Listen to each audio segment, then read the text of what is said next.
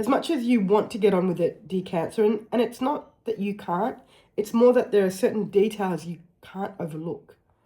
And so the idea that I have to get moving, I need to get on with this, I need to get to the next step or the next, phase of my life. Yeah, great. These are great ideas. They don't work for you if you keep overlooking certain details. And there's probably my feelings about the 2 or 3 details that you continue to overlook. And maybe you've got your reasons for it. More importantly, my feelings, perhaps you're trying to get to a certain place. Then the idea is that, well, then you'll look at it or you'll deal with it then. But these are things that need to be looked at now before you move forward. These are the things that you need to be willing to maybe assess, and or the other word that comes to mind is reassess. So the idea that moving forward is going to make a big difference for you is a true idea,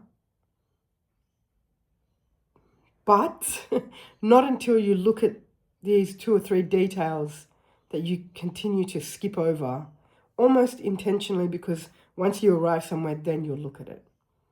In other words, these few details that you're not looking at and or overlooking are what weigh you down from moving forward.